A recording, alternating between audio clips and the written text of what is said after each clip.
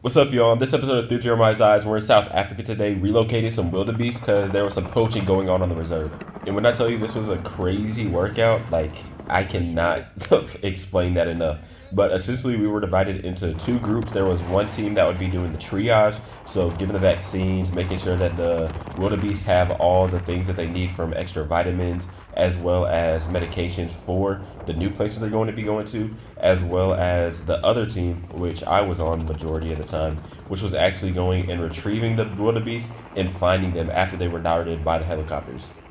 Now, essentially, long story short, as you can see, me and my team, we would be on the back of a pickup truck, and the driver would have a walkie-talkie that talked to the person in the sky. We had a helicopter, and with a vet in it that would actually go and try and separate the wildebeest from the herd to then be able to dart it, and then pretty much direct us through the reserve, which was hundreds of acres. So when I tell you it was very time consuming and intensive, it was absolutely very time consuming and intensive.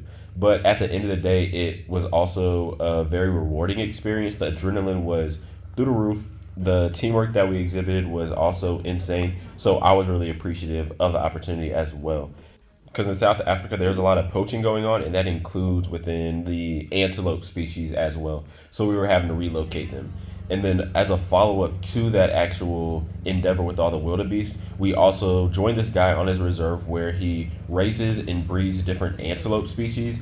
And here, we're trying to actually put on tips that essentially cover the antlers so they don't break off for the antelope. That helps for a number of reasons, not only for the economics of the situation, but also to protect the antelope's horns at the end of the day. Because the longer the horns, the more money they will fetch at an auction, and vice versa with the horns for the antelope also being good for them, just naturally speaking. The bigger the horns, the better the antelope is treated in the wild, essentially. But yeah, hope you enjoyed this episode through Jeremiah's Eyes.